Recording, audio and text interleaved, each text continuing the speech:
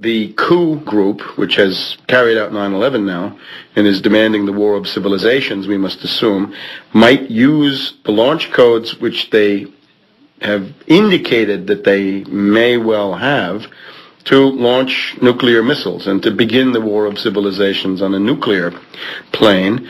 So how could Bush counteract that? Réseau-Voltaire argument, again, and that's French intelligence talking in some degree, is that Bush has to physically go to nuclear command centers to somehow be able to countermand orders with his physical presence. If somebody, call comes in using the launch codes, Bush can be there and say, no, it's not coming from me, I'm here. So he goes to Barksdale, Louisiana. Now what is that? That happens to be the secondary nuclear war fighting bunker of the United States, already quite interesting.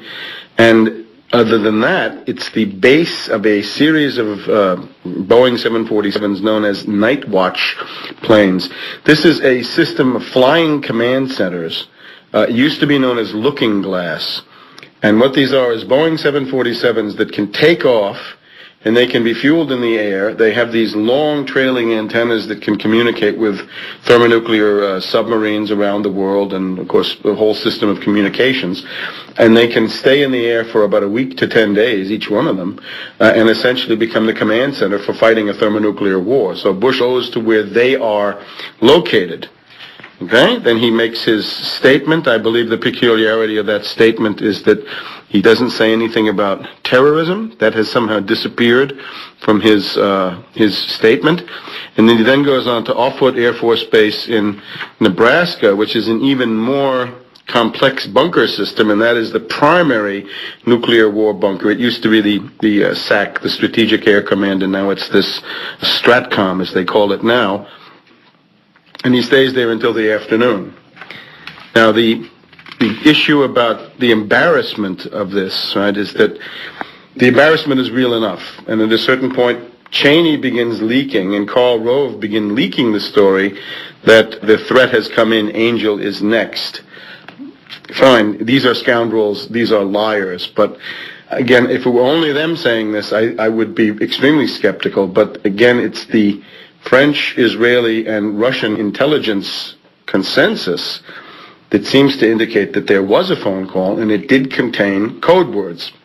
So Sapphire is the one who puts that out, right? Bush in the bunker. And I also quote, I think, Condoleezza Rice in a television interview saying, yes, they came in with these code words, and then she's asked by, I guess, Tony Snow, do we have moles in the government? How would they know these things? And Rice starts babbling, I don't know, I don't know. But what they're finding is, although this story seems to work as a cover story for Bush, it's opening the fact that there's an invisible government. In other words, it's some faction which is not located in a cave or a tent or a desert, but rather right in the executive departments of the United States is somehow behind this. So I think that's extremely important. It was that's a dimension that has tended to get completely forgotten, which I tried to make the centerpiece of an entire chapter. And then, of course, later in the day, you get this conversation between Bush and Putin, which I think we mentioned before, which seems also to be an attempt to manage the fact that madmen have taken over the United States, and probably at some point late in the day, Bush makes clear that he's absolutely willing to do what this group demands, go on television, talk about bin Laden, talk about Al-Qaeda. There's also somewhere in the Réseau-Voltaire report the suggestion that Tony Blair is somehow instrumental in convincing Bush that he's got to talk about Al-Qaeda and bin Laden.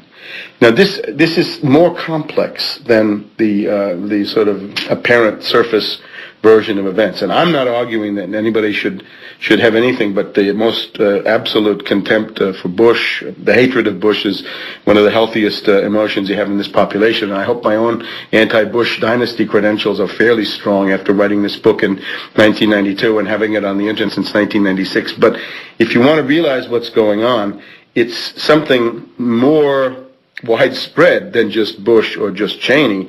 It's an entire invisible government network, including a very aggressive group that simply takes action and the elected officials have to pretty much fall into line and get on the party line very fast, because there's also an implication that if they don't, they'll get their heads blown off. So we are now living in that kind of lawless universe, the de facto dictatorship of the invisible government, which is a gangster faction as bad as any that we've seen in recent years, in the 20th century, I mean, in the world.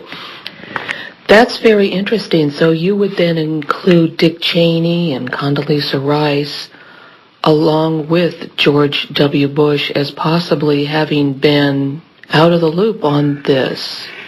It's hard to say, because here we were in areas of political judgment and to some degree speculation. You'd say, well, it's clear that Cheney seems to be more on top of events than Bush.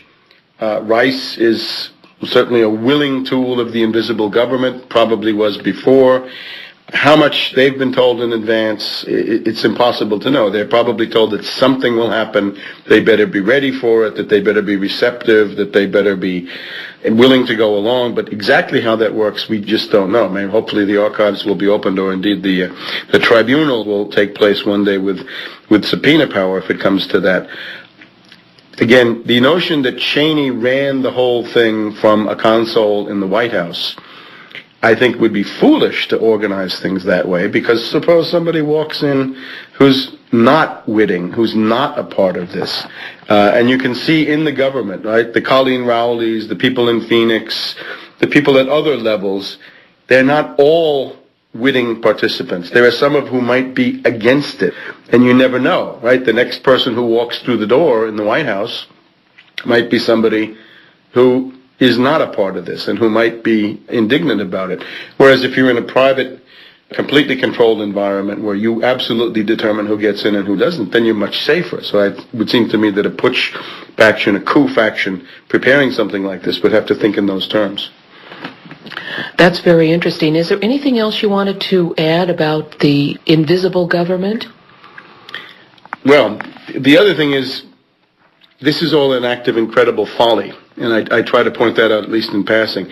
When you have a large state apparatus that chooses to go down the path of terrorism, you have essentially burned a lot of important bridges, and you have gone into a realm of lawlessness